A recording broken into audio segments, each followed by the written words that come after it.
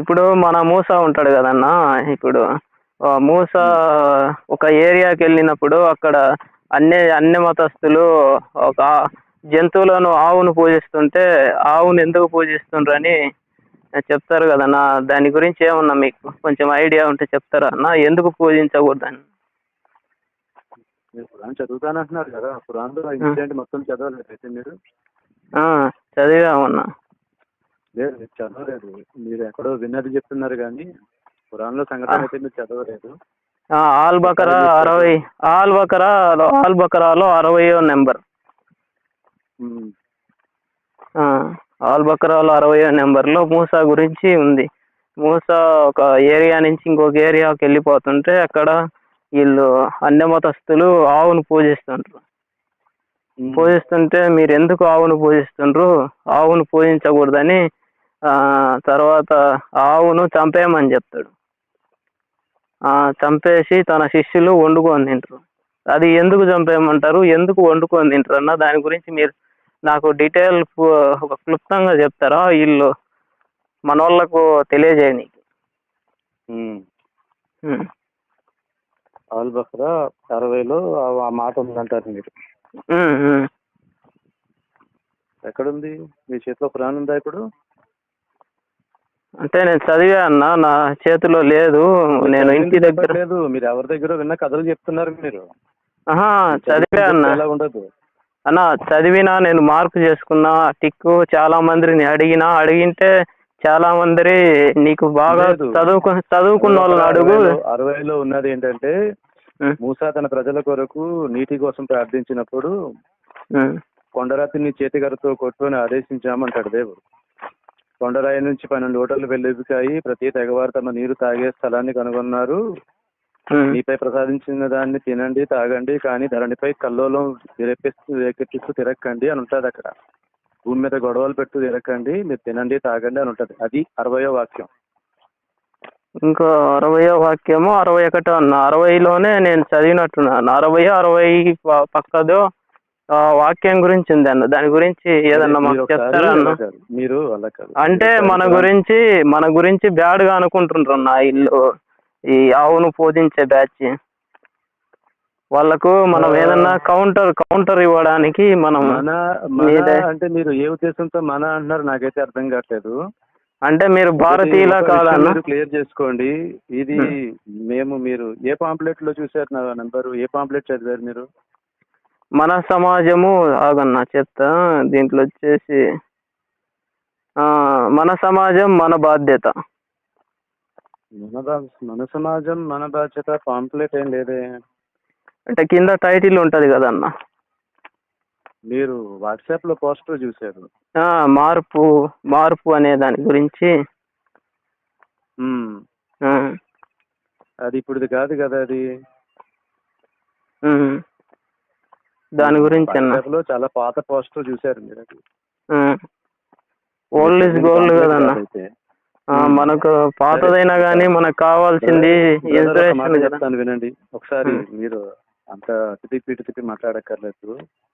మీ ఉద్దేశాలు నాకు అర్థమవుతున్నాయి. విషయం ఏంటి అంటే మనకి భగవద్గీత అయినా బైబిల్ అయినా ఖురాన్ అయినా ఇచ్చే సందేశం ఒకటే, మౌలిక సందేశం. దేవుడి విషయంలో కానీ, మన ప్రవక్తల విషయంలో కానీ, మన జీవిత వాస్తవికత గురించి కానీ, మరణాంతర జీవితం గురించి కానీ, ఇవన్నీ కూడా మౌలిక విషయాలు. ఇవి అన్న వాళ్ళు అడిగినవి, వాళ్ళు ఇప్పుడు వీళ్ళు ఇతర మతస్థులు ఉంటారు కదన్న, వాళ్ళు అడిగినవి నేను ఏదన్నా మిమ్మల్ని అడిగితే సమాధానాలు చెప్తారా అన్న? మీరు బాగా చదివారు కదా. ఒకసారి పూర్తిగా వినండి బ్రదర్. మీరు ఇతర మతస్థులు అనే ప్రస్తావన వద్దు ఇక్కడ. ఎందుకంటే నా పర్సనల్ ఒపీనియన్ ఏంటి అంటే మతం అన్నదానికి విలువ లేదు. చూడండి, హిందూ మతమైనా, క్రైస్తవ మతమైనా, ఇస్లాం అయినా, ఏదైనా కావచ్చు. కొంతమంది అతివాదులు, ఛాందసవాదులు చేస్తున్న వాదాలను పట్టుకొని అదే ఆ బోధ అని చెప్పేసి మనం భ్రమించకూడదు. ధర్మభ్రష్టత్వం అనేది అన్ని వర్గాల్లోనూ ఉంది. హిందువుల్లోనూ ఉంది, క్రైస్తవుల్లోనూ ఉంది, ముస్లింల్లో కూడా ఉంది. ఇప్పుడు ఉంటే అన్న వాళ్ళు. చెప్పన్నా. తాయెత్తులు కట్టుకొని దర్గాల చుట్టూ తిరుగుతూ కొబ్బరికాయలు అవి కొట్టుకుంటూ అక్కడ చాదర్లు అవి కప్పుకుంటూ సమాధుల్లో ఉన్న వాళ్ళు కూడా మన కోరికలు తీరుస్తారనే భ్రమలో పడిపోయి ముస్లిం సమాజం ఉంటుంది. ఆ, అది ఖురాన్కి వ్యతిరేకమైనటువంటి ఆలోచన. అది ఓకే అన్న. పీర్ల పండగ అన్న? పీర్ల పండగ కానివ్వండి, కొరడాలతో కొట్టుకోవడం కానీ, బ్లేడ్తో కోసుకోవడం కానీ, నిప్పులు తొక్కడం కానీ, ఇవన్నీ కూడా ఖురాన్లో బోధించబడిన విషయాలు కాదు. అది ఆ, ఇవన్నీ కూడా ఖురాన్కి వ్యతిరేకమైన విషయాలు. ఉమ్, రెండవది క్రైస్తవ సమాజం. క్రైస్తవ సమాజంలో కూడా యేసు విషయంలో చాలా పెద్ద అపోహ ఈ రోజు పెరిగిపోయి ఉంది. యేసే దేవుడని, యేసు రక్తంలోనే వీళ్ళకి పరిష్కారం ఉంటుందనే ఆలోచనలో వాళ్ళు ఉంటున్నారు. కానీ బైబిల్ ప్రకారం అయితే దేవుడు ఒక్కడే, ఆయన యెహోవా తండ్రి, ఈ యేసు ఆయన ప్రవక్త అనే విషయాలు ఉన్నాయి. మన హైందవ సమాజంలో అయితే అక్కడ కూడా రకరకాల అపోహలు ఉన్నాయి. కనిపించే ప్రతి దాంట్లో దేవుడు ఉంటాడు కాబట్టి అన్ని దేవుడే, దేనికైనా పూజించవచ్చు మనము. దేవుడు సర్వాంతర్యామి అంటే ప్రతి జీవిలోనూ ఉన్నాడు అని. కానీ మన భగవద్గీత చెప్తుంది ఏంటి? దేవుడు సర్వాంతర్యామి అంటే అస్తిత్వపరంగా కాదు, ఆయన జ్ఞానపరంగా. అన్ని చోట్ల దేవుడు ఉన్నాడు అంటే నువ్వు ఎక్కడికి వెళ్ళినా దేవుడు కూడా వస్తాడనే భ్రమతో, ఆ స్పృహతో నువ్వు జీవితం గడపాలి, నీకు న్యాయంగా ఉండాలి అనేది. ఏమండి, ఈ సారాంశం తీసుకుంటే, ఈ భ్రమలన్నిటి నుంచి బయటపడి సారాంశం తీసుకుంటే ప్రధానమైన విషయం దేవుడు అనేవాడు ఒక్కడు. భాష ఏదైనా కావచ్చు, నువ్వు అరబీలో అల్లాహ్ అనొచ్చు, హిబ్రూలో యెహోవా అనొచ్చు, సంస్కృతంలో సర్వేశ్వరుడు, దేవుడు, భగవంతుడు, అక్షర బ్రహ్మ ఏదైనా నువ్వు వాడచ్చు. కానీ దేవుడు అనేవాడు ఒక్కడే. ఆయన పుట్టేవాడు కాదు, చనిపోయేవాడు కాదు, ఒక పరిమితమైన ప్రదేశంలో కూర్చొని ఉండిపోయే వ్యక్తి కూడా కాదు. అది భాష మారుతుంది, వివిధ కాలాల్లో ఆయన్ని పరిచయం చేసినటువంటి పేరు మారింది, కానీ దేవుడు మారలేదు. అలాగే దేవుడి యొక్క సందేశాన్ని ఇవ్వడానికి వచ్చిన ప్రవక్తలు, అది శ్రీరాముల వారు కావచ్చు, యేసుక్రీస్తు వారు కావచ్చు, ముహమ్మద్ ప్రవక్త వారు కావచ్చు, వాళ్ళ యొక్క సందేశం కూడా అదే గడిచింది. వాళ్ళ జీవితాల్లో అదే విధంగా ఆదర్శం కూడా మనకి నిలిచింది. ఇంకా చివరిగా ధర్మంలో ప్రధానమైన విషయం అంటారా, మనిషికి మనిషి సేవ చేసుకోవడం, సాయపడడం, బాధ్యతలు నెరవేర్చుకుంటూ తిరగడం. ధర్మం పేరు మీద సన్యాసాలు పుచ్చుకోవడం కూడా ఏ శాస్త్రంలోనూ లేదు. కష్టపడడం, పని చేయడం, భార్యాపిల్లల్ని పోషించుకోవడం, జీవితంలో లక్ష్యం పెట్టుకొని ముందుకెళ్ళడం, పాజిటివ్ యాటిట్యూడ్తో ఉండడం, మనకి చేతగలిగినంత సాయం నలుగురికి చేయడం, ఇవి ధర్మంలో మౌలిక విషయాలు. ఇది మేము క్లుప్తంగా చెప్తున్నటువంటి సందేశం. ఏమండి, మీకు ఈ విషయాలు దాటి ఇంకా ఏమైనా అపోహ ఉంటే మేము ఇది చేస్తామని చెప్పేసి అది తీసేయచ్చు. ఒక డౌట్ అన్న, ఈ బౌండరీస్ లో మీకు ఏమైనా డౌట్ ఉంటే అడగండి. అన్న, ఇప్పుడు జంతువులలో భగవంతుడు ఉంటాడా ఉండడా? ఉండడు. అస్తిత్వపరంగా భగవంతుడు దేంట్లోనూ ఉండడు.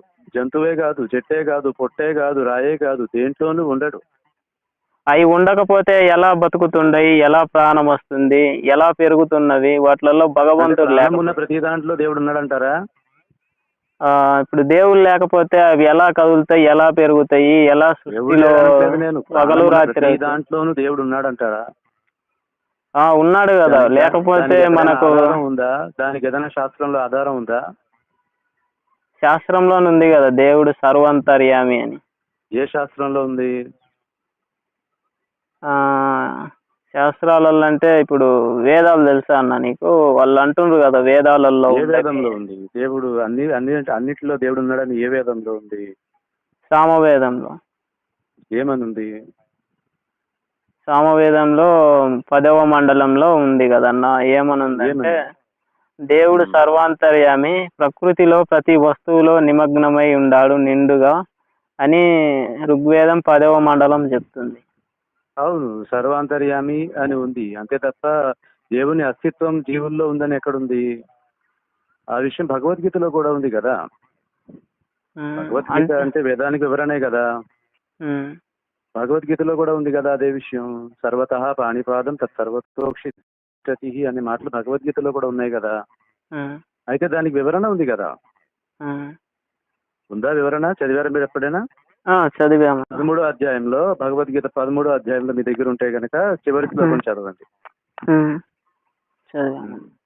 అందులో చెప్పారా?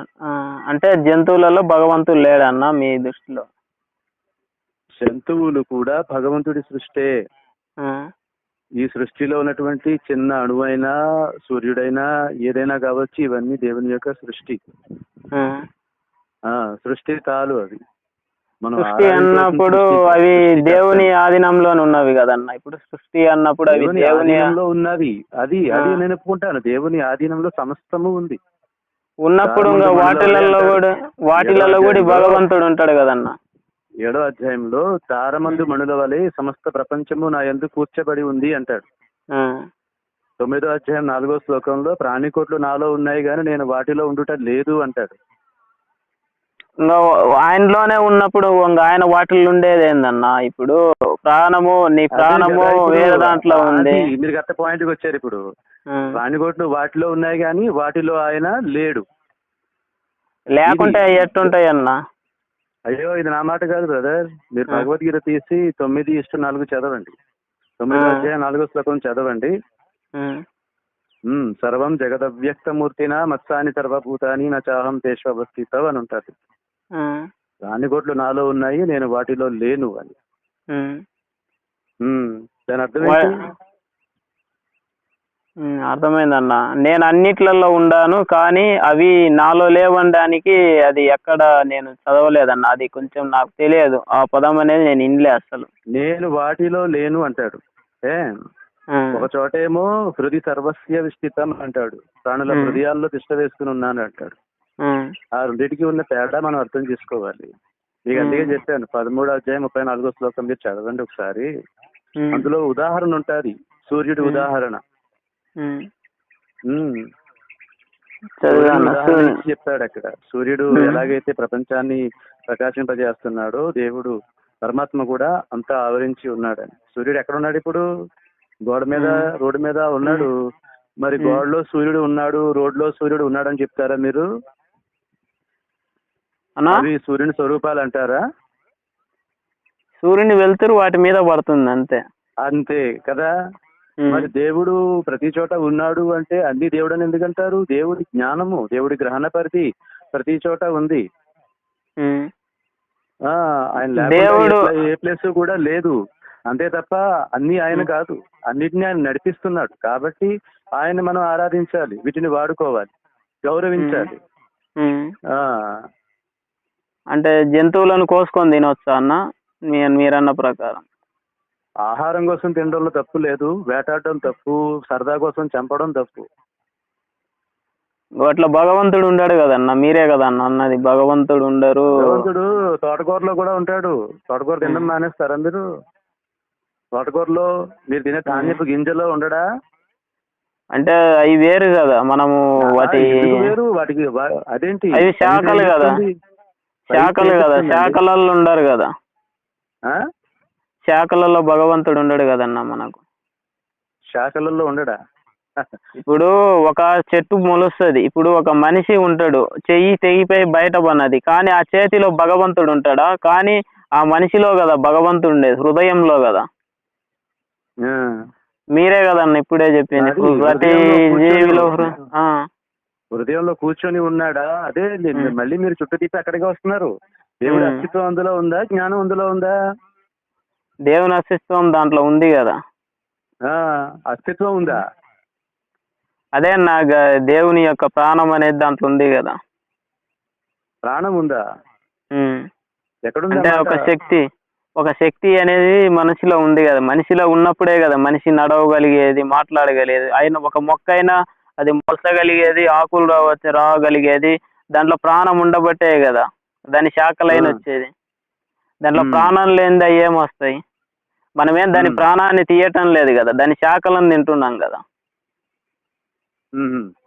ఇప్పుడు ఒక సించెట్టు ఉందన్న ఎగ్జాంపుల్, దానికి కాయలు కాసినాయి, కానీ ఆ సించెట్టు మొత్తాన్ని అడుక్కు తెంపుకొని తినటం లేదు కదా. ఇప్పుడు జంతువులను మెడగోసి మొత్తాన్ని వండుకొని తిన్నట్టు చెట్టును మొత్తం కోయటం లేదు. తినడానికి ఏం చేస్తున్నారు? వరికి కొమ్మలు కోసుకుంటున్నారా?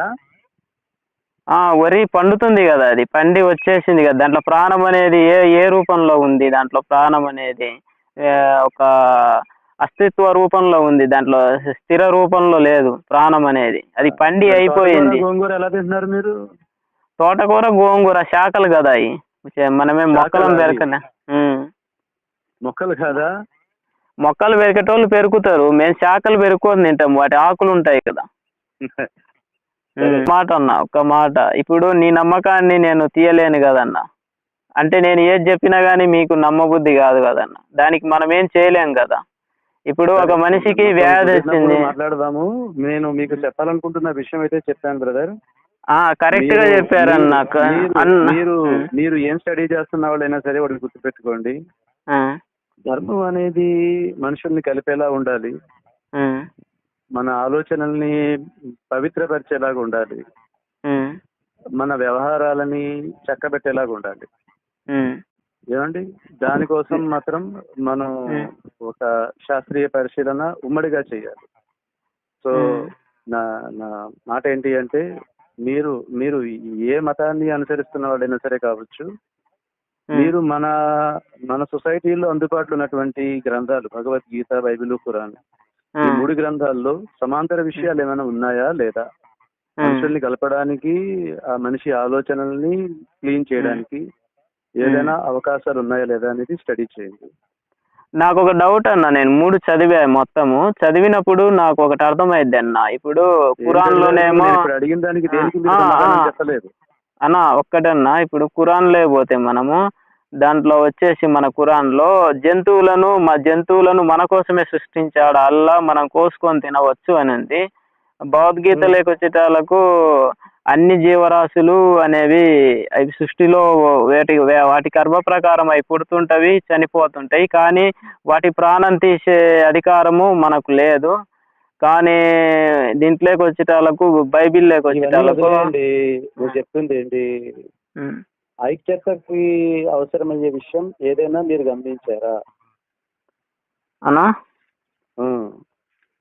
మనుషుల్ని ఒకటి చేసే విషయం ఏదైనా మీరు భగవద్గీతలో గానీ, ఖురాన్ లో గానీ, బైబిల్లో గానీ చదివారా? నేను చదివా అన్న, మనుషులను ఒకటి చేసే విషయాలు. ఏం చదివారు?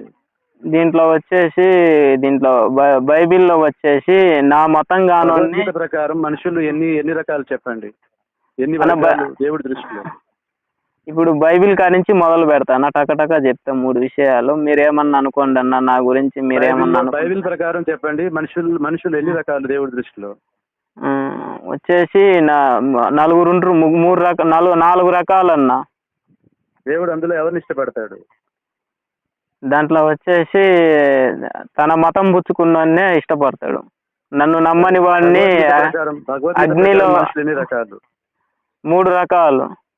దేవుడు ఎవరిని ఇష్టపడతాడు? ఉత్తముణ్ణి. ఒక శ్లోకం చెప్పండి అది. ఉత్తముడు, మధ్యముడు, అధముడు, ఈ 3 మనుషులలో, కానీ భగవంతుడు ఇష్టపడేది ఉత్తముణ్ణి. ఏ అధ్యాయంలో ఉంది అది? అది వచ్చేసి జ్ఞానం గురించి వస్తుంది ఈ అధ్యాయం. ఖురాన్ ప్రకారం ఎంతమంది ఉన్నారు, ఎన్ని రకాలు ఉన్నాయి? ఖురాన్ ప్రకారం వచ్చేసి 5 మంది అన్న. దేవుడు ఎవరిని ఇష్టపడతాడు? దేవుడు వచ్చేసి 3వ వాడిని ఇష్టపడతాడు బాగా. 3వ వాడు ఎవరు? 3వ వాడు తన స్వార్థం తను చూసుకునేవాడు. స్థితప్రజ్ఞుడా? తన స్వార్థం తను చూసుకునేవాడు. ఇంకొకటి వచ్చేసి ఇతర జంతువుల, జీవుల పట్ల చెప్తున్నారే గాని బ్రదర్, మీరు ఇప్పుడు చెప్పినది ఏది కూడా కరెక్ట్ కాదు. మీరు ఇతర జంతువుల పట్ల ప్రేమ లేనివాడు. మీరు ఒకసారి మీ అక్కడ దాని నుంచి లక్ష్యం మీరు ఏం కోరుకుంటున్నారో అది మార్చుకొని చదవండి. నలుగురిని ఒకటి చేసి నలుగురిని మంచిదారిలో నడిపించే విషయం ఇందులో ఏదైనా ఉందా అనే ఆలోచనతో చదవండి. ఏమైనా విషయం మీకు కనబడితే చెప్పండి. ప్రస్తుతానికి అయితే నాకు వేరే పని ఉంది. ఇప్పుడు తెలిస్తే మళ్ళీ మన తర్వాత మాట్లాడుతున్నాం. ఓకే అన్న, చాలా విషయాలు చెప్పారు. మీరు కరెక్ట్ గా మీ ఐడెంటిటీ చెప్పి మాట్లాడండి.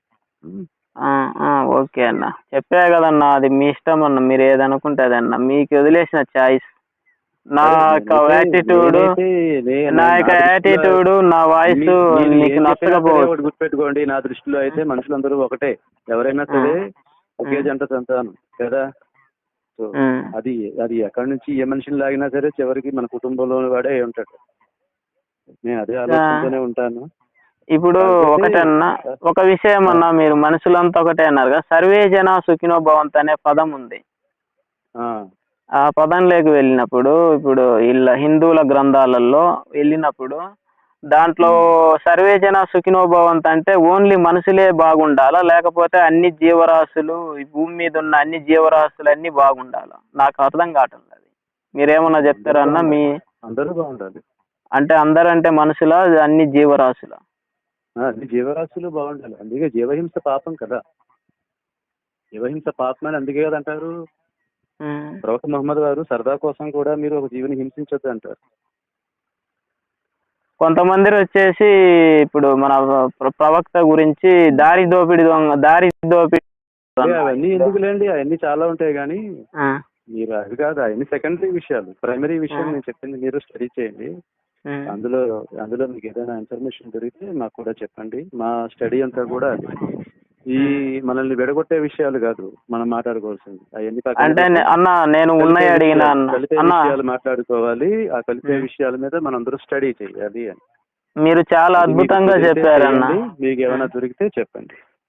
మీరు చాలా అద్భుతంగా చెప్పారన్న. మీలా ఓపికతో క్లుప్తంగా ఒక ఒక సంపూర్ణంగా దాన్ని చెప్పారన్న విషయాలు. అంటే కోపపడకుండా. కొంతమంది ఇసుకేస్తారు, కొంతమంది మాట్లాడనీకి, కొంతమంది ఫోన్ పెట్టేస్తారు. ఏంది ఇలా ఎందుకు మాట్లాడుతున్నాడు అని. బ్రదర్, ఇప్పుడు మన అందరం కూడా అన్వేషకులమే. ఇప్పుడు మీరేదో అన్వేషిస్తున్నారు, నేనేదో అన్వేషిస్తున్నాను. ఉమ్, ఫైనల్ గా ఏంటి అంటే ఎవరు దేన్ని వెతుకుతున్నారో దేవుడు అదే ఇస్తాడు ఉమ్. కదా. నేనేం వెతుకుతున్నాను అనేది నాకే తెలియాలి. అంటే మీరు జంతువుల్ని తినరా అన్న? ఆ? మీరు జంతువుల్ని తినరా అన్న? మీరు జంతువులను జీవహింస నాన్ వెజ్ తింటాను, నేను నాన్ వెజ్ తింటాను కానీ జీవహింస చేయను. ఆ రెండింటికి తేడా ఉంది, అది నేను అర్థం చేసుకున్నాను. అది బహుశా మీకు కూడా అర్థం అవ్వచ్చు. మీరు స్టడీ చేయండి, నా స్టడీ నాకు అది నేర్పించండి.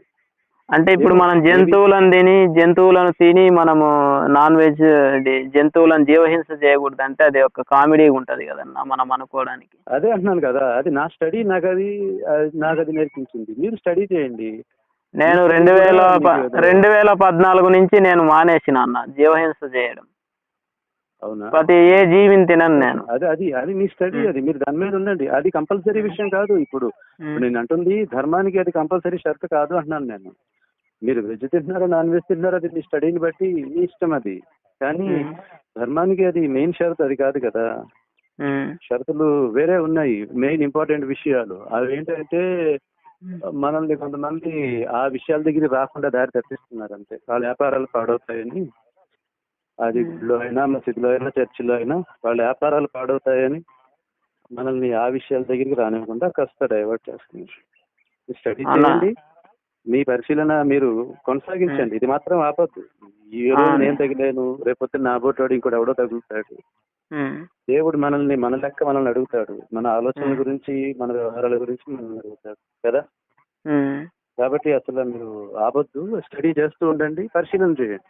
అన్నా నేను అడిగిన తప్ప రైటా అన్నా? మళ్ళీ మీరేమన్నా అనుకుంటారేమో. మీరు అడిగిన దాంట్లో తప్పేం లేదు బ్రదర్. మీరు ఇప్పుడు మీ పరిశీలన మీరు చెప్పారు, నేను నా అవగాహన నేను చెప్పాను. ఇంకా దాని మీద రీసెర్చ్ చేసుకోవడం అనేది మీ బాధ్యత మీది, నా బాధ్యత నాకు కదా. అవగాహన రాహిత్యంతో దేవుడి యొక్క ఆజ్ఞలు దాటి నేను ప్రవర్తిస్తే నేను సమాధానం చెప్పుకోవాలి. అదే హద్దు మీరు దాటితే మీరు సమాధానం చెప్పుకోవాలి.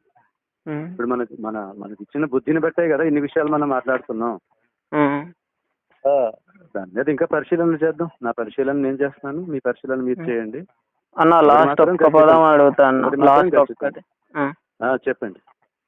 ఇప్పుడు జంతువులలో ప్రాణము మనుషులలో ప్రాణం ఒకటా వేరు వేరు ఉంటాయా అన్న? ఇంకో రెండో పదం వచ్చేసి జంతువులను కోసినప్పుడు వాటికి నొప్పి ఒకటి, మనుషులను కోసినప్పుడు ఒకటే నొప్పి కదా. ఇప్పుడు వాటిని పాయింట్ దగ్గర ఆగిపోయి ఉన్నారు, మళ్ళీ అదే మాట్లాడుతున్నారు మీరు. నేను హింస ఆహారము రెండిటికి వ్యత్యాసం ఉందని నేను చెప్తున్నాను. అది నా పరిశీలన. మీరు అది ఏ రకంగా అయినా సరే ఒక జీవిని మనం చంపితే అది హింస అని మీరు అంటున్నారు. అది మీరు పరిశీలన చేయండి ఆ విషయంలో. అది కాదన్న నేను అన్నది. మీరు ఇప్పుడు ఏ విశ్వాసం మీద ఉన్నారో ఆ జంతువులో ఉన్న ప్రాణం మనలో ఉంది కదా. ఇప్పుడు మనల్ని కోసిన నొప్పే, వాటిని కోసిన నొప్పే కదా. రెండు తెగు ఒకటే నొప్పి కదా. అది సెకండరీ విషయం అంటున్నాను నేను. ప్రైమరీ విషయం ఏంటి? దీనికి ఇప్పుడు ఆధారం, ఇది మంచి చెడు అనడానికి ఆధారం ఏంటి? అన్నా మంచి చెడు అనడానికి అదే నొప్పి కదన్నా. వాటిని కోసిన ఆ నొప్పి ఉంటది, నొప్పి ఉండదు, నొప్పి ఇవ్వాలా ఇవ్వకూడదా అనే ఈ మాటలకు ఆధారం ఏంటి ఇప్పుడు? దేనికోసం ఇదంతా కూడా? అంటే ఇప్పుడు మనము దానికి నొప్పిలు ఇస్తే నాకు ఏదో నష్టం ఉంటది, అదే కదా? కరెక్ట్ అన్న. థ్యాంక్ యూ అన్న. అది ఆ నష్టం ఏంటి, దాన్ని ఇచ్చేవాడు ఎవడు, అది క్లియర్ అయినాయి అనుకోండి. ఇవన్నీ కూడా సెకండరీ విషయాలు. మీరు దాని మీద పరిశీలన చేయండి అంటున్నాను. ఓకే సరే, నాకు కొంచెం హాస్పిటల్కి వెళ్ళే పని ఉంది. Thank you. మళ్ళీ మాట్లాడదాం. ఓకేనా? థ్యాంక్ యూ అన్న. Okay brother.